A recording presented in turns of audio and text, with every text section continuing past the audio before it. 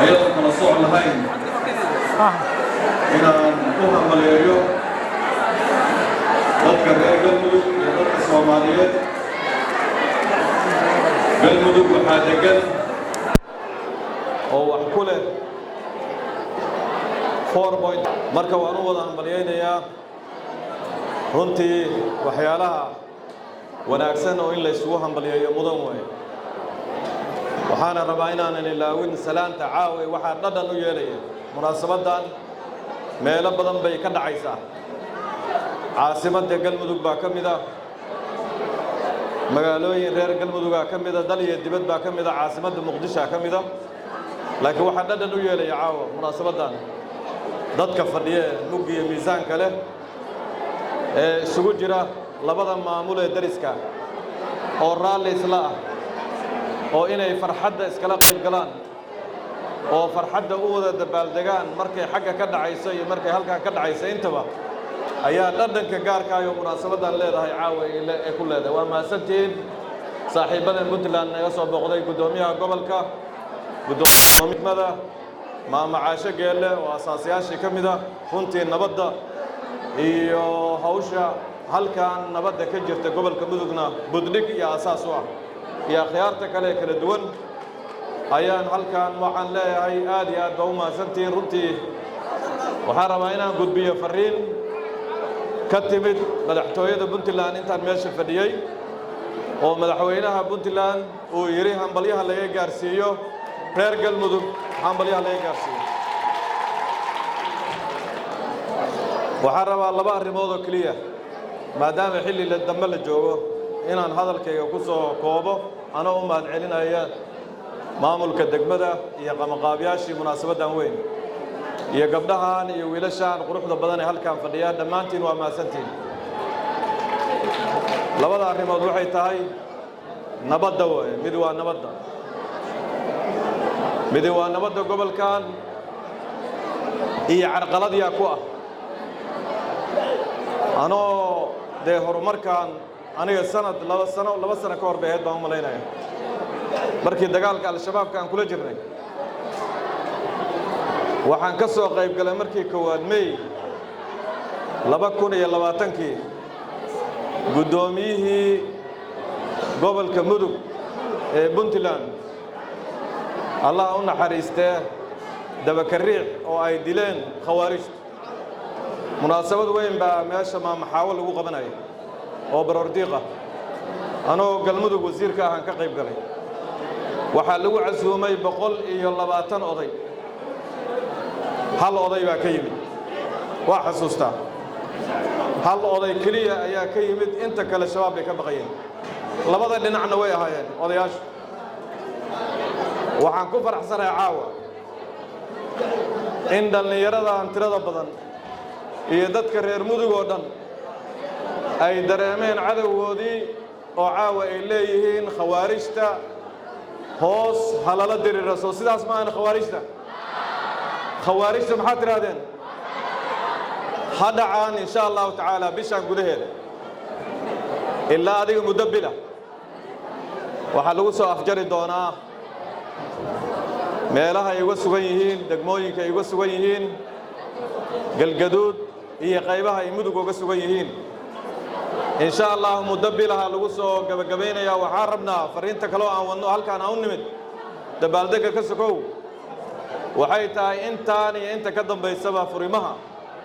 in la isugu yimaado oo ciidanka la taakuleeyo oo af iyo adin wixii lagu jabin kara khawaarijta laga qayb qaato. diyaar ma loo yahay? waxaan ka mahadcelinaynaa kalkii hore markay dirirtu socotay 2 sano ka hor in maamulka Puntland ay taakulo shidaal iyo raashin iyo ciidanba in la geeyay. markaan oo la soo afjarayana gudoomiyaha iyo waa ka rajaynaya iyo ciidamada in contribution lagu yeesho oo halkaas aan isla tagno. waayo khawaarijtu waa kuwii naga dilay gudoomiyaasheenii oo dilay Tumey oo dilay gudoomiyihii dabakariix oo dilay odayaashii qiimaha badnaa oo dilay Qooje iyo raggii tirada badnaa ee galmudug dhankeeda iyo Puntlandba. dadka kuwaas dilay welina u ciil qaba inay dhibaato geystaan meel ka mid ah gobolka mudug bay ku sugan yihiin nabadna lama noqonayo beelana ma heshiinayaan maalin kastana dabdabis baan ku jiraynaa inta khawaarijtu meel gobolkan ka mid ah ama gobollada dariska la ah inta ay fadhiyaan dabdabis baan ku jiraynaa waxaan rabnaa marka dagaalkaas inaan loo kala harin insha allahu tacaala madaxweynihii qarankaana u jooga oo u soo labistay operationka iyo howlgalkuna muddo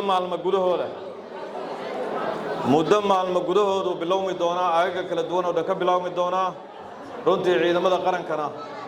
waan u hambalyaynayaa guulo waaweyn bay soo hooyeen kadibna waxaa loo jihaysan doonaa loo ruqaansan doonaa labada state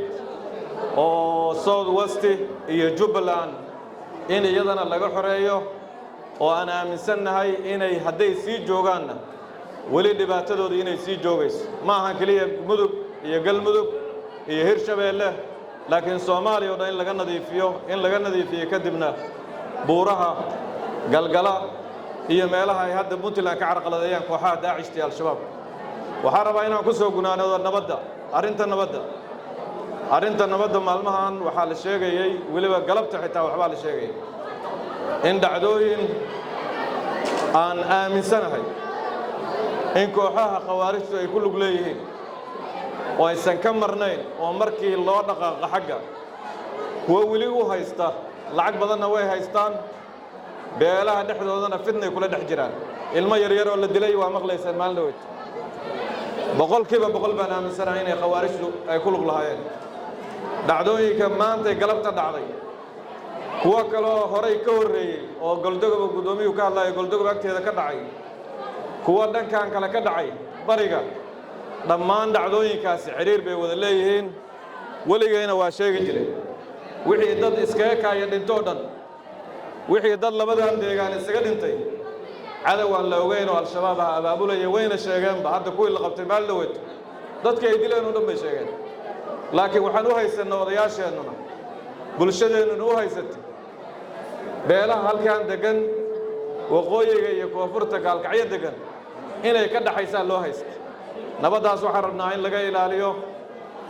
beelaha odayaashooda iyo akhyaartooda iyo dhallinyarada isdhexgalka nabadda oo runtii kaalin weyn ka qaatay magaaladan gaalkacyo oo maxamed sheekh iyo dhammaan akhyaarta kale wiilal iyo gabdhaba leh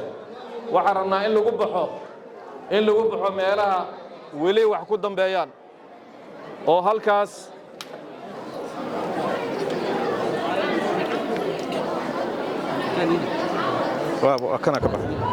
waxaan soo gabagabeynayaa hadalkayga microfonkii waa wax u malaynaa khawaarijtu soo weerartay wax ka soo dhacay aan u tiirinaynaa waxaan ku soo gunaanadayaa guddoomiyaal iyo bulshada halkan joogta iyo bulshada kale oo maqlaysaba nabadda lagama gorgortami karo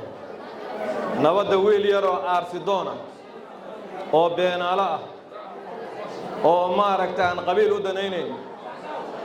oo aan sharafka iyo karaamo qabiil wadin